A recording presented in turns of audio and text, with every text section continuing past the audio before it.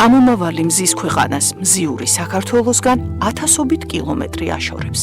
თუმცა გეოგრაფიულ სიშორეს ადამიანური ურთიერთობები, ხალხებს შორის მჭიდრო კავშირები ამცირებს.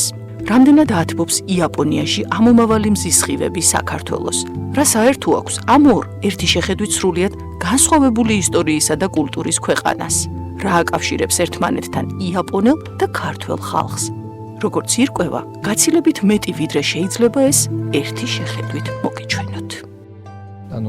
ორივეს დიდი ისტორია და კულტურა გვაქვს. ფაქტია, საქართველოს ისტორია და ტრადიციები უფრო ძველი და დიდია ვიდრე იაპონიის, მაგრამ საერთო არის ის, რომ ორივე ქვეყანას 2000 წელზე მეტი ხნის ისტორია გვაქვს. იმ დროს, როდესაც საქართველოში იყენებდნენ ლითონის დახვეწილ იარაღს, იაპონია ჯერ კიდევ ქვის იარაღებს გამოიყენებდა. მაშინ, როცა საქართველოში დამწერლობა შეიქმნა, იაპონიაში ჯერ არ იყო დამწერლობა. ამ თვალსაზრისით საქართველოს ცივილიზაცია უფრო ძველია ვიდრე იაპონიის, თუმცა კიდევ ერთხელ გავიმეორებ, ორივეს დიდი ხნის ისტორია გვაქვს.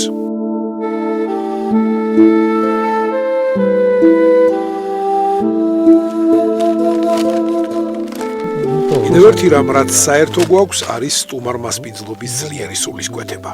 ქართული სტუმართმოყვარეობის სული ყველაზე კარგად სუფრის დროს აღიქმება. სტუმარი ძლიერად შეიგრძნობს თბილ მიღებას და სტუმართმოყვარეობას გემრიელი კერძების და ღვინის მირთმევისას. იაპონიაშიც ძლიერია სტუმარ-მასპინძლობის ტრადიცია. ამრიგად, ესეც არის ის, რაც საერთოა იაპონიასა და საქართველოს შორის. იაპონიაშიც და საქართველოშიც სამურაების ფენაში, ანუ სამხედრო ფენაში, ძლიერი იყო რაინდობის სულისკვეთება, ასკეტიზმის, თავგანწირვის და ერთგულების სულისკვეთება.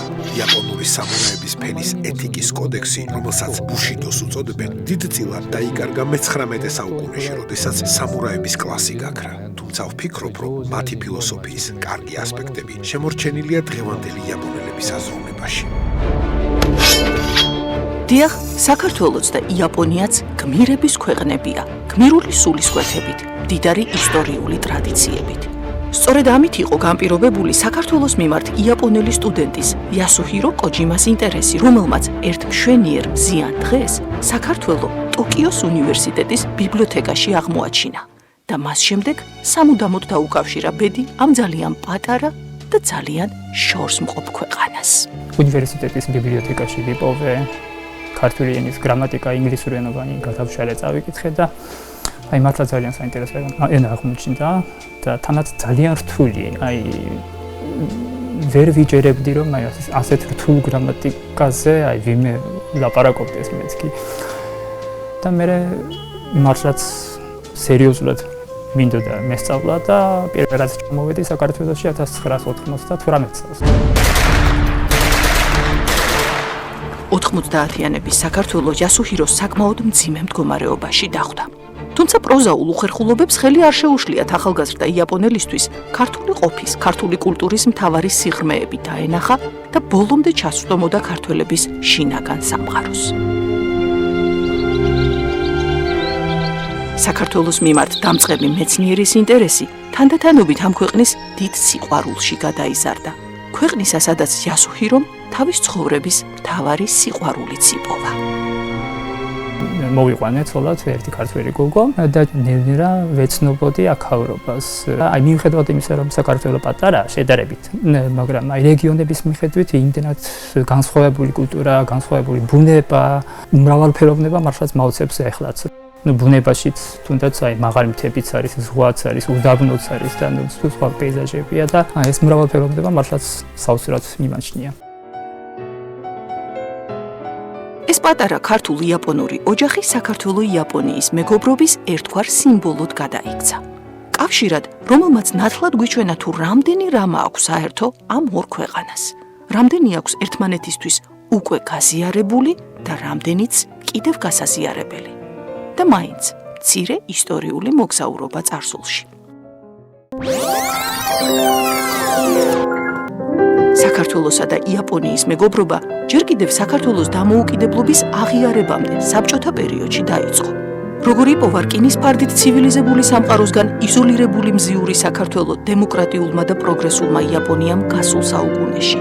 ვისი და რისი წყალობით გაიცნეს და შეიყვარეს ჩვენი ქვეყანა იაპონელებმა. ეს ყველაფერი დღეს უკვე ისტორიაა. ფუნდამენტი, რომელზეც დგას ქართულ-იაპონური ურთიერთობები. ქართულ თეატრსა და კინემატოგრაფს იაპონიაში ჯერ კიდევ 70-იან წლებში გაუღეს კარი.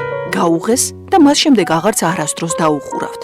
სწორედ ქართული სპექტაკლებითა და ფილმებით გაიკვალა ის გზა, რომლითაც დიდმა იაპონიამ პატარა საქართველო გულში ჩაიკრა და დაიმეგობრა.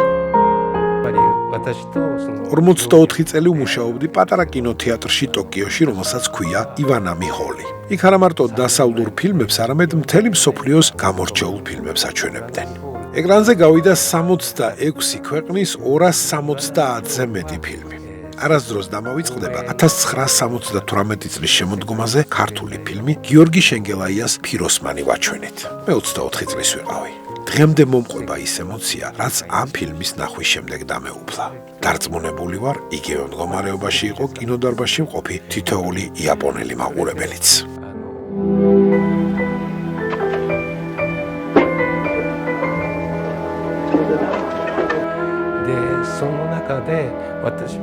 ქართულმა კულტურამ, ქართულმა სუფრამ, ღვინის კულტურამ, მრავალხმიანობამ, ადამიანური სიხარულისკენ მისწრაფებამ, ზოგადად ქართველების თვისებებმა ჩემზე ძალიან დიდი შთაბეჭდილება დატოვა. თქვენ ცხოვრებისეული სიხარულის დამფასებელი, უაღრესად გულითადი, განუმეორებელი ხალხი ხართ.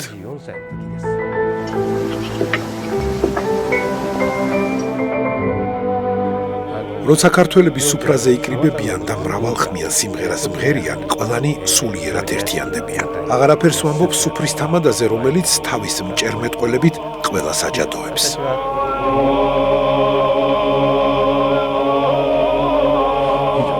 ქართული პოლიფონია, სადაც სხვადასხვა ხმები ერთმანეთს ერევა და ერთიანდება. ამ ყველაფრისგან მიღებული შთაბეჭდილება ჩემთვის მანამდე უცნობი იყო. საქართველოს გაცნობის შემდეგ მივხვდი, თუ რა ყოფილა სულიერი ერთობა, ცხოვრებისეული სიხარული და ჰარმონია.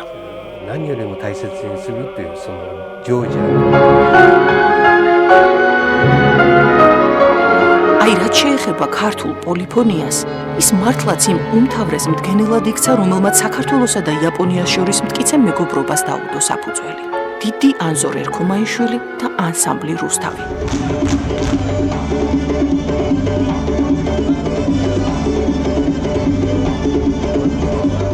იაპონიაში ქართული კულტურის დესპანები, ქართული ფოლკლორის პოპულარიზატორები, რომელთა წყალობითაც ქართული ფოლკლორული ანსამბლების რეპერტუარში იაპონური სიმღერები შევიდა და რომელთა მეოხებითაც იაპონელი მაყურებელი დღემდე მხუხარე აპლოდისმენტებით ხვდება ქართული გუნდების გამოსვლებს სცენაზე.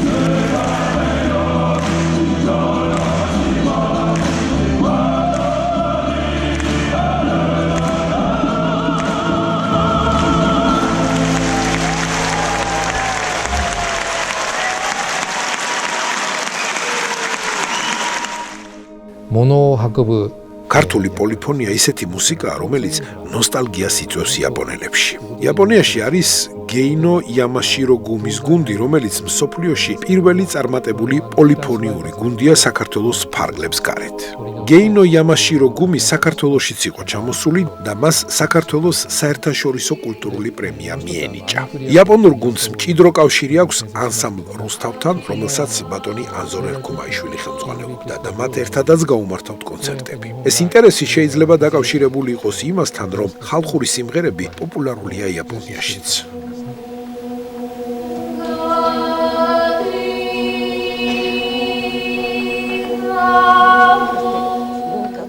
მართალია, საქართველო გეოგრაფიულად ძალიან დაშორებულია იაპონიასგან, მაგრამ არსით ჩვენ ახლობელი ხალხი ვართ. მეც გულში სულ თან ვატარებ საქართველოზე მოგონებებს.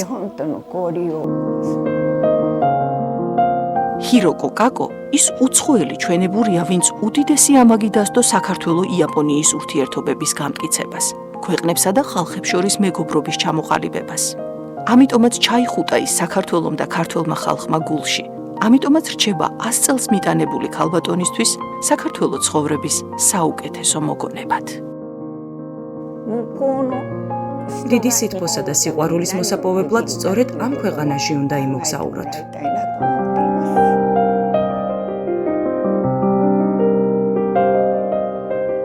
სოფლიოს უამრავ ქვეყანაში ვარ ნამყოფი, მაგრამ საქართველოს ყველასგან გამორჩეული, განსაკუთრებულია, რომ იცოდეთ როგორ მენატრება. ალბათ იმიტომ, რომ საქართველოს ჩემთვის მეორე სამშობლოა.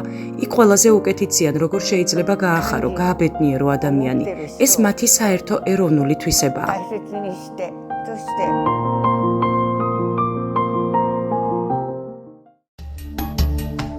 იაპონიაში საქართველოს არაოფიციალურ ელჩებს შორის ერთ-ერთი გამორჩეული ნინო ანანიაშვილი გახლდათ, რომელმაც იაპონელებს თვალნათლივ უჩვენა ყველაზე ნატიფი დახვეწილი ქართული ნიჭიერება. გააცნო საქართველოს სრულიად სხვა კუთხით და რა უცნაურადაც არ უნდა ჟღერდეს, საქართველოს სიყვარულით ქართულად აალაპარაკა იაპონელები.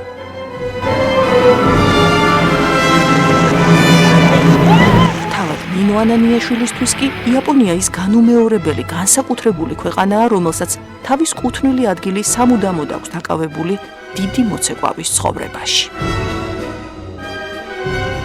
აი ესე 99 წელიდან პირველად მოხვდი იაპონიაში. ოღონდ როგორ მოხვდი? იცით რომ მეგონა რომ მე ვიყავი ქვეყნის პრეზიდენტი არა, ალბათ უფრო მეტი, იმიტომ რომ ისე დამხვდნენ და აი რაღაც თითქოს კოსმოსში ვიყავი. მე რასაკვირველია, ჩვენი მეგობრობა დაიწყო ჯაპან არტსთან და გაგრძელდა 20 წელი.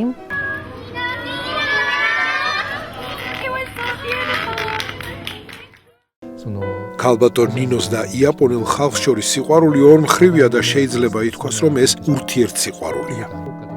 ასე გაღრმავდა იაპონიასა და ნინოს შორის ურთიერთსიყვარული და მის რეპერტუარში გაჩნდა ალექსეი რატმანსკის ქორეოგრაფიული ნაწარმოები სიზმრები იაპონიაზე, რომელიც 1998 წელს დასრულდა და ის იაპონიაშიც შესრულდა. ეს არის მისი წარმოსახვის ნამუშევარი, რომელშიც იყენებს კაბუკის ელემენტებს სიზმარში დანახულ იაპონიას. ეს შესანიშნავი იაპონურ-ქართული კოლაბორაციის ნიმუშია, რადგან ამ წარმოდგენაში გამოყენებულია იაპონური დასარტყამი ინსტრუმენტი ვადაიკო.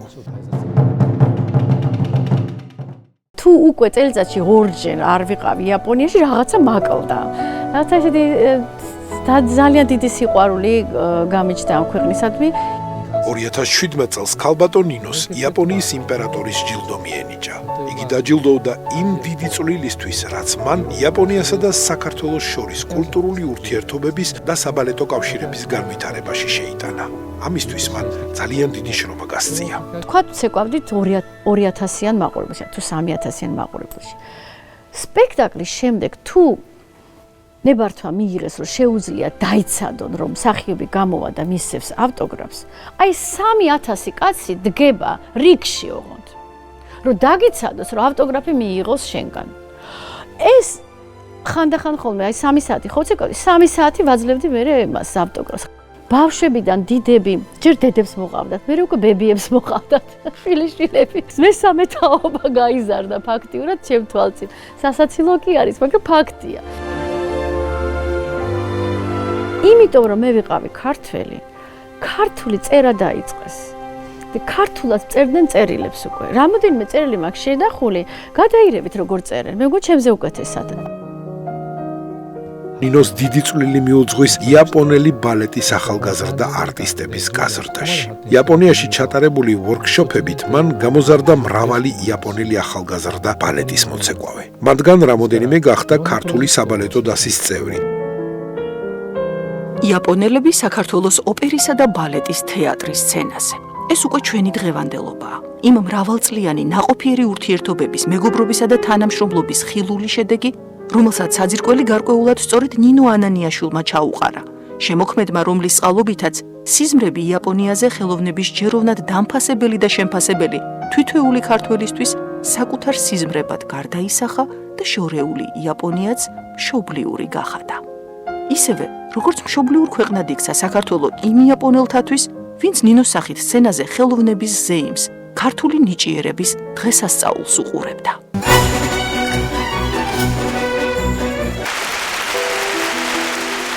მე მეტი რა შემიძლია ვთქვა, მადლობის გარდა და ხშირად ვლაპარაკობ, რომ მოდით ვისწავლოთ ბევრი რამ მათგან.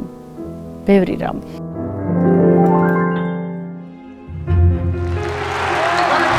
დასაწყისში საქართველოსა და იაპონიას შორის არსებული საერთო ღირებულებები ვახსენეთ. მათ შორის ერთ-ერთი ამ ორი ქვეყნის სპორტის, საბრძოლო ხელოვნების მიმართ დამოკიდებულებაა. ალბათ ამიტომაც იყო, რომ ქართველი სპორტსმენები ქართული კულტურის თვალსაჩინო წარმომადგენლებთან ერთად იმ არაოფიციალურ დესპანებად იქცნენ, ვინც საქართველოს სახელი იაპონიას გააცნო. მე ალბათ ერთ-ერთი ვარ, რომელიც ყველაზე ადრე გავედი იაპონიის ბაზარზე, ესე ვთქვათ, რაღაც საქართველოს პატარა წარმომადგენელი. მაგრამ აი ეხლა ჩვენი სპორტსმენები თქვენ ვერ წარმოიდგენთ რამხელა საქმეს აკეთებენ. აი ამ სუმოთი, ხო? ეს მაგათთვის კიდე რაღაც განსხვავებული თემაა ეს სუმო, იმიტომ რომ მაგათია.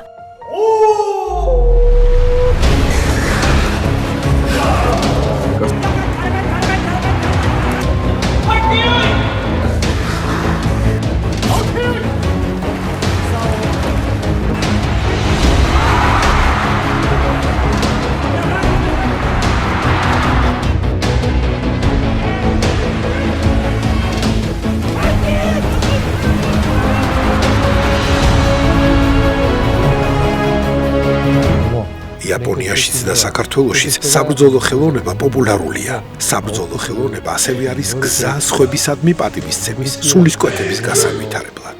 მე ბევრს ვიცნობ საქართველოში, ვინც კარატეს და ძიუდოს ვარჯიშობს. ძალიან მიხარია, რომ მათ შეისწავლეს იაპონური საბრძოლო ხელოვნების სული და დაინტერესებულნი არიან იაპონიით.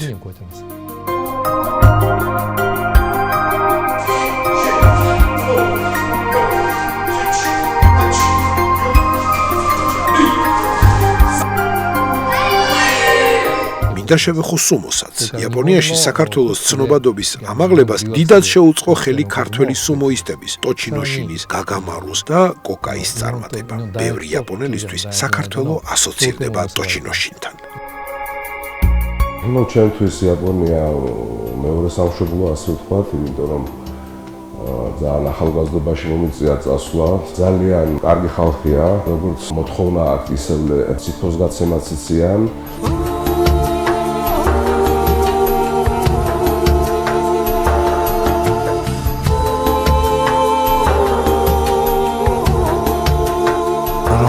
როგორი ცნობა მაქვს, ასე მგონია ჩემი მეორე სამშობლო არის მათი იაპონია რა.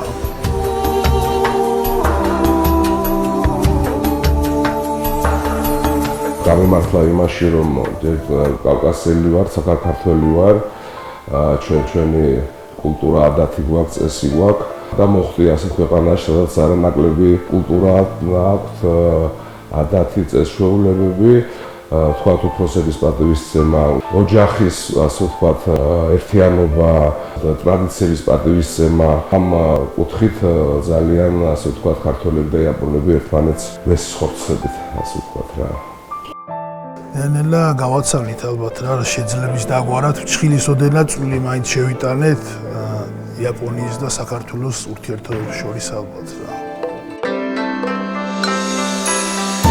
ქართულ-იაპონური ურთიერთობების კონტექსტში ცალკე საუბრის თემაა ძიუდო. ლამის რელიგიის რანგში აყვანილი იაპონელებისთვის და ერთგვარი სავიზიტო ბარათი ქართველი სპორტსმენებისთვის. საქართველოში მრავალჯერ ვარ ნამყოფი. ჩავდიოდი იმ პერიოდში, როცა ვჭიდაობდი და მერე როცა ეროვნული ნაკრების მწვრთნელი ვიყავი. ყოველ ჯერზე ბევრი სახალისო მოგონებები ვუბრუნდებოდი ხოლმე იაპონიაში. ეს მოგონებები დღემდე დაუვიწყარი და ძვირფასია ჩემთვის.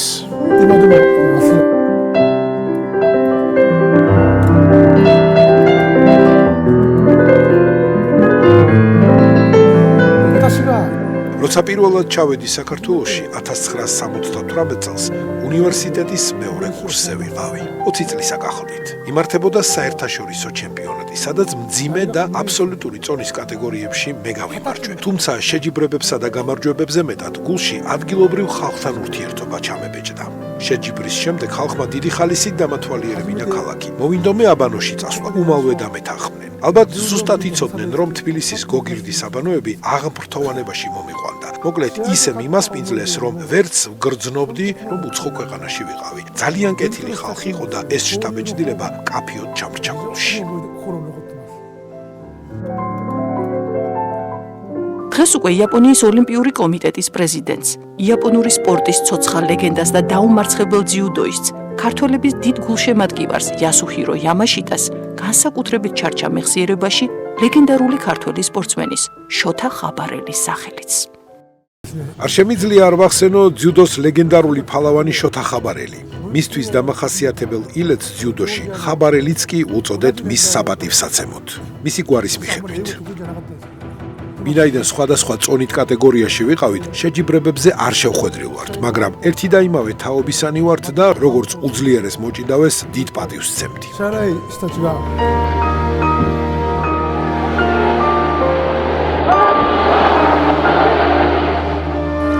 ჩემთვის ნამდვილად ემოციურია, რომ ჩემმა ილეთმა მსოფლიო აღიარება პოვა.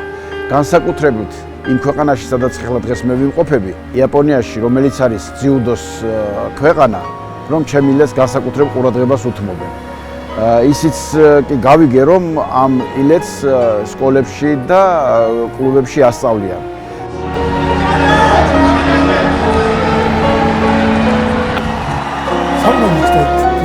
როცა მოსკოვის ოლიმპიურ თამაშებში გაიმარჯვა, მე პირადად მიულოცე. მაშინ იაპონიამ არ მიიღო მონაწილეობა თამაშებში და ამიტომ ვერ ვიასპარეზე, მაგრამ საყურებლად ვიყავი და არასდროს დამოვიწყდება მისი ტრიუმფალური მოგება. პირადად ვუთხარი, you are the champion მეთქი და მისი ხელი დავიჭირე და ავწიე. ეს კარგად მახსოვს.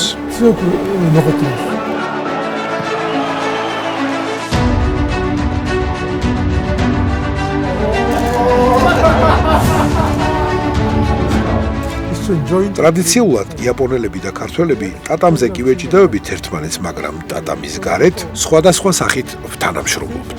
მეტიც მეგობრობთ კიდეც. 2 წლის შემდეგ პარიზის ოლიმპიური თამაშები გაიმართება. ვიმედოვნებ, რომ იაპონელი და ქართველი ძუდოისტები ფინალში შეხვდებიან ერთმანეთს და იქ უკვე მეგობრობა გაიმარჯვებს. დიახ, სიმბოლურია, რომ ძიუდოში ერთ-ერთი ილეთს იაპონიაში დღეს ხაბარელი ქვია. ქართულ-იაპონური სამაგალითო ოჯახის ერთადერთ ვაჟს კი შოთა. შოთა დავარქვით, იმიტომ რომ დიდებული სახელია ქართული, შოთა რუსთაველია, ასე შემდგომ. ასე რომ დღეს შოთაც და ხაბარელიც იაპონური სინამდვილის განუყოფელი ნაწილია და იმ არაფორმალური სახალხო დიპლომატიის პროდუქტი, რომელიც არაფრით ჩამორჩება ოფიციალური ელჩების მისიასა და შესაძლებლობებს. და მაინც, საქართველო-იაპონიის დიპლომატიური ურთიერთობების დაწყებიდან მე-13 საუკუნის თავზე უკვე თავისუფლად შეიძლება ორ ქვეყანას შორის დიპლომატიური თანამშრომლობის შედეგებზე საუბარი.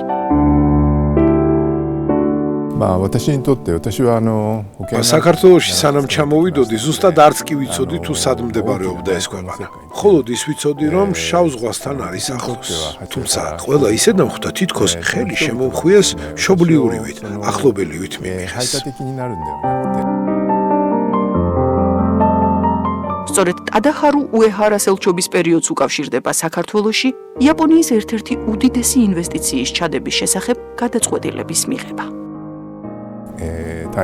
ელექტროენერგიის კომპანიამ თქვენს ქვეყანაში ინვესტიციის ჩადების შესახებ მსჯელობა იმ დროს დაიწყო, როცა მე საქართველოში ჩამოვედი. იაპონურმა მხარემ ახალი თვალით დაინახა საქართველოში არსებული პერსპექტივა და მაშინვე ვიფიქრე, რომ ეს კარგი სამომავლო ურთიერთობების საწინდარი იქნებოდა. განსაკუთრებული დამოკიდებულება ჰქონდა საქართველოში იაპონიის საგანგებო და სრულუფლებიან თვითეულ ელჩს ქვეყნის სუვერენიტეტთან. საქართველოს დამოუკიდებლობა მათთვის იმთავითვე ურთიერთობის უმთავრესი ამომავალი წერტილი და ხელშეუხებელი ფასეულობა გახლდათ. ძალიან მიყვარდა საქართველო და ძალიან გამეხარდა, როდესაც შევიტყვე ჩემი საქართველოში ელჩად დანიშვნის ამბავი, რასაც უმალვე დავთანხმდი. ასევე ვიფიქრე, რომ რუსეთში დაგროვილი გამოცდილება და ცოდნა მომეხმარებოდა საქართველოში მუშაობისას. მოგეხსენებათ, იაპონიის ნაწილიც უკანონოდ არის ოკუპირებული რუსეთის მიერ. ამიტომ ვფიქრობდი, რომ იაპონია-რუსეთის ურთიერთობების ისტორიის ცოდნა გამომადგებოდა საქართველოში. საქართველოს სუვერენიტეტთან დაკავშირებით სულ ვფიქრობდი, რომ სამხრეთ ოსეთისა და აფხაზეთის ეგრეთ წოდებული ადმინისტრაციული საზღვრის არსებობა არაჯანსაღი, არაბუნებრივი მდგომარეობაა.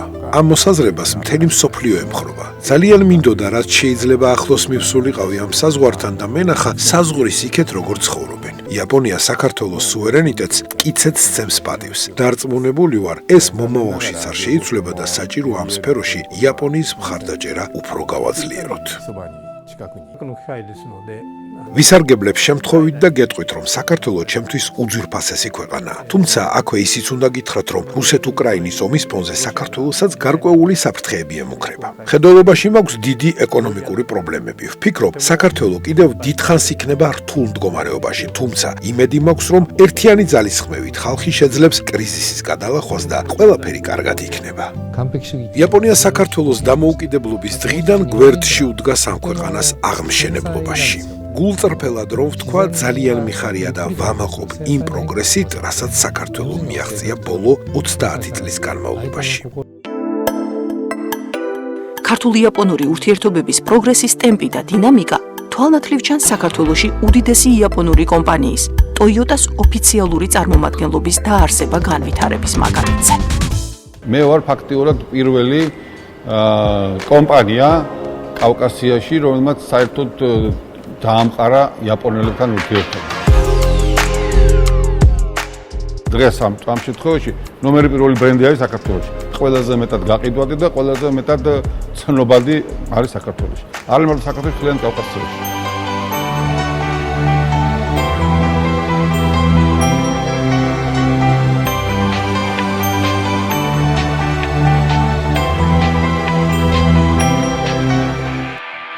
Toyota-მ არჩევანი სწორედ საქართველოზე გააკეთა რამოდენიმე კონკურენტ ქვეყანას შორის.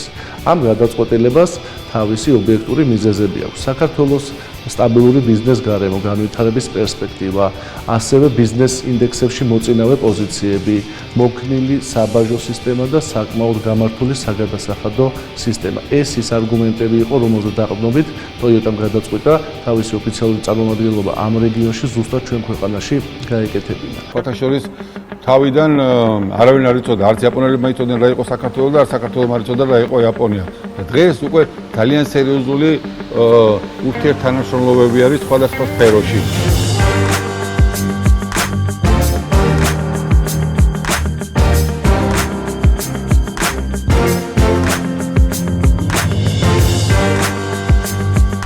Toyota-ს სოფლიო დონის კორპორაციის თანამშრომლობა ნათელი მაგალითია ჩვენი ქვეყნის სტაბილური განვითარებისა, ასევე იმისა, რომ შესაძლებელია დიდი კორპორაცია, თუნდაც ზომით ესეთ პატარა ქვეყანაში წარმატებულად და სტაბილურად ფუნქციონირებდეს. იაპონია საქართველოს შორის ეკონომიკურ სფეროში ურთიერთობები სულ უფრო ღრმავდება და ვითარდება. რა თქმა უნდა, ამ საქმის მთავარი სულისჩამდგმელები და ორგანიზატორები შესაბამისი საელჩოებია. საქართველოსი იაპონიაში და იაპონიისა საქართველოში. საქართველოში ღია და დემოკრატიული საზოგადოებაა. ამიტომ მე პირდაპირ ვესაუბრები ხალხს იაპონიის პოლიტიკაზე და იაპონიის მიმზიდველობაზე. საქართველოს ელჩიც იაპონიაში იგივენაირად ესაუბრება იაპონელ ხალხს და ამგვარად ვაძლიერებთ სახალხო დიპლომატიას.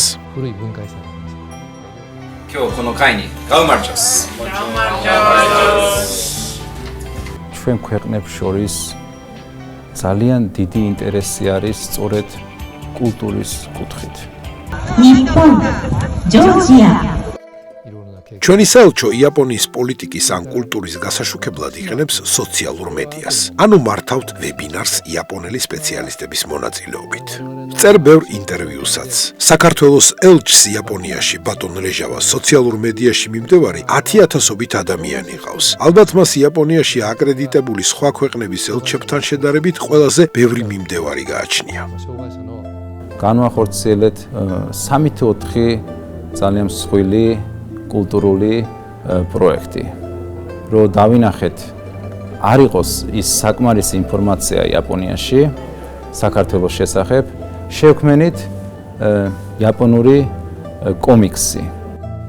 100 სხვადასხვა ეპიზოდისგან შექმნილი კომიქსი საქართველოს გაცნობის მსურველთათვის ერთგვარ გზამკვლევად იქცა. მას არიგებენ სკოლებში, აწვდიან იმ ტურისტებს, ვინც საქართველოში აპირებს მოგზაურობას. ამ კომიქსში არ არის მხოლოდ კულტურული და დავშვათ სხვა ასეთი საკითხები, ასევე პოლიტიკურ საკითხებსაც, როგორიც არის საგარეო პოლიტიკა, ეკონომიკური მდგომარეობა, ასეთ რაღაცებსაც ყველანაირად ვაცნობთ ამ ერთ წიგნის მეშვეობით. რაც შეეხება პოლიტიკისა და ეკონომიკის სფეროში თანამშრომლობას, სათქმელი აქაც საკმარისზე ბევრია. საქართველო ასრულებს აზიისა და ევროპის დამაკავშირებელი ხიდის როლს. ამ კუთხით იაპონია საქართველოს ყოველთვის მხარს უჭერდა. ამ დამაკავშირებელ ხიდსაც სხვადასხვა მნიშვნელობა აქვს. იაპონია მუდამ თანამშრომლობდა საქართველოს სატრანსპორტო ინფრასტრუქტურის გაძლიერებაში პროდუქციის მიმოცვლისათვის. იაპონიამ ააშენა აღმოსავლეთ-დასავლეთის მაგისტრალის ქუთაისის შემოვლითი გზა. გარდა ამისა, იაპონიამ ანაკლის პორტში სპეციალური ეკონომიკური ზონის კვლევა ჩაატარა, რადგან იაპონია დიდ მნიშვნელობას ანიჭებს იმ როლს, რომელიც აკისრია საქართველოს როგორც მაკავშირებელ ხიდს. ამასთან ერთად საქართველო მნიშვნელოვან როლს ასრულებს ენერგეტიკულ დერეფანში და იაპონია 2002 წლიდან ახორციელებს ინვესტიციას BTC-ის მილსადენში. ასევე იაპონურმა კომპანიამ TEPCOM ცოტა ხნის წინ განახორციელა ინვესტიცია ჰიდროელექტროსადგურში. იაპონია დიდ მნიშვნელობას ანიჭებს საქართველოში განახლებადი ენერგიის პოტენციალს და მჯერა რომ მომავალშიც ვითანამშრომლებთ ამ კუთხით. ჩვენ ასევე შევძლებთ ერთად ვიმუშაოთ საქართველოში კლიმატის ცვლილებებთან დაკავშირებით. ენერგეტიკის სექტორში ასეთი თანამშრომლობით მჯერა იაპონიასაც შეუძლია ხელი შეუწყოს საქართველოს ენერგეტიკული დამოკიდებულების შემცირებას რუსეთზე. ძნელია სრულად ჩამოთვალო ის აქტივობები, რაც საქართველოს სუვერენიტეტის აღიარების შემდეგ იაპონიასა და ჩვენს ქვეყანას შორის განხორციელდა. ძნელია იმ წვლილის გადაფასებაც, რომელიც იაპონიამ დამოუკიდებელი საქართველოს აღმშენებლობის პროცესში შეიტანა. მიმდინარეობს გაცვლითი პროგრამები ადგილობრივ ხელისუფლებებს შორის. მაგალითად, იაპონიის ქალაქი ჰიკონე და მცხეთა ძველი კულტურული მემკვიდრეობის მქონე ქალაქებია. ამ ორ ქალაქ შორის მიმდინარეობს გამოცდილების გაცვლა კულტურული მემკვიდრეობის გამოყენების თაობაზე. იაპონიაში არის ტოკუშიმას პრეფექტურა და ჩვენ ვცდილობთ ის დავაკავშიროთ გაცვლითი პროგრამებით ბათუმთან. ტოკუშიმა დაინტერესებულია შეზღუდული შესაძლებლობების მქონე ადამიანების სპორტით. ბათუმით ვცდილობს ამ საკითხის განვითარებას. ჩვენ მხარს უჭერთ ორმხრივი ურთიერთობების გაღრმავებას ინკლუზიური საზოგადოების განვითარების საკითხშიც. ორ ქვეყანას შორის ურთიერთობის გამტკიცებას ემსახურებოდა საქართველოს პარლამენტის ოფიციალური დელეგაციის ვიზიტიც იაპონიაში, რომლის ფარგლებში მხარეებმა არაერთი სასარგებლო თანამშრომლობის პერსპექტივაზე იმშელეს და ახალ ინიციატივებს ჩაუყარეს საფუძველი. და მაინც, ნებისმიერი პოლიტიკური, ეკონომიკური თუ ფინანსური ურთიერთობა როგორი მტკიცე და ურთიერთსასარგებლოც არ უნდა იყოს ის, თუ ადამიანური, კულტურული, თვითმყოფადი კავშირებით არ არის გამტკიცებული, მყიფეა და არამდგრადი. ქართულ-იაპონურ ურთიერთობებს ეს ნამდვილად არ ემუქრება. კულტურული ურთიერთობა ძალიან ეხმარებოდა ზოგადად ქვეყნებს შორის დაახლოებას. ჩემი ოჯახი ყოველთვის ცდილობდა, რომ იაპონელ ადამიანისთვის გაეცნო ქართული კულტურა და იმითი ვიწყებდით, რომ ელემენტალურად ხაჭაპურს ვასინჯებდით და ძალიან მოწონდათ. ხაჭაპურითა და ზოგადად ქართული კულინარიით აღფრთოვანების თემა ქართულ-იაპონური ურთიერთობის კიდევ ერთი საკმაოდ მნიშვნელოვანი ნაწილია. მეტიც, ის უკვე ორ ქვეყანას შორის ეკონომიკური კავშირების ერთ-ერთი მნიშვნელოვანი კომპონენტიც გახდა. თუმცა ამ რეალობას საკმაოდ საინტერესო და თანაც სამეცნიერო პრეისტორია აქვს. აქ ჩამოვიდა ერთი იაპონელი გელონტროგი, ჯერ კიდევ საბჭოთა კავშირის დროს და აქ იკვლევდა, აი რაღაც მთებში იყო ისეთი სოფლები, სადაც ხნიერი ხალხი, ბევრი იყვნენ და კვლევას ატარებდა და გამოიტანა დასკვნა, რომ აი იმათი საიდუმლო არის ეს მაწონი ქართული და ამიტომ აქედან წაიღო იაპონიაში ჩაიტანა მაწონის დედა და იქიდან გამრავლა და გავრცელა და ეხლა ძალიან პოპულარული გახდა მის მერე იაპონიაში ეხლა რატომღაც აი კასპიის ზღვის მაწონს ეძახიან ამ სახელით გახდა ცნობილი. მაინც ქართული მაწონია ხალხმა იცის და ესეც არის იაპონიაში პოპულარული. მე მიყვარს ქართული მაწონი. იაპონიაში ყოფნისასაც ვჭამდი საქართველოსთან შემოდანილ ბაქტერიაზე დამზადებულ მაწვნის პროდუქციას. ამასთან ერთად ბოლო დროს იაპონიის რესტორნებმა შქმერულის მომზადება დაიწყეს. იაპონიაში გამოუშვეს შქმერული, რომელიც ოთახის ტემპერატურაზე ინახება და მზადაა დასაგემოვნებლად. იაპონიაში ქართული ღვინოც გადის ექსპორტზე, მაგრამ იაპონიაშიც ღვინის წარმოება უფრო პოპულარული ხდება. იაპონიაში არის კახეთის მსგავსი კოშუს რეგიონი, რომლის ყურძნის დნმ ქართული ყურძნის დნმ-ის მსგავსი აღმოჩნდა. ქართული ყურძენი იაპონიაში ჩავიდა. მიმაჩნია, რომ შემთხვევითი არ არის იაპონური კერძის, ვაშიოკუს და ქართული ქვევრის ღვინის 2013 წელს იუნესკოს არამატერიალურ კულტურულ მემკვიდრეობად დარეგისტრირება. საქართველოს იაპონიაში გააქვს ღვინო ექსპორტზე. იაპონიამ უკვე შემოიტანა საქართველოში სუში.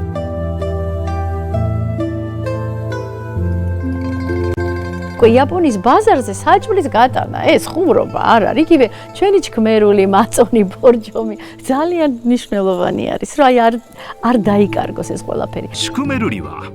დიახ, იაპონიის სუპერმარკეტებსა და რესტორნებში დღეს ქართული ღვინო, ჩქმერული თუ ქართული მაწონი უაღრესად პოპულარულია. ხოლო თუ გავითვალისწინებთ, რომ გულზე მიმავალი გზა არამხოლოდ მამაკაცებისთვის გადის კუჭზე, გასაგები გახდება თუ რა დიდი მნიშვნელობა ენიჭება ერთი შეხედვით ასეთ უმნიშვნელო დეტალს ქართული საქმის პოპულარიზაციისთვის იაპონიაში.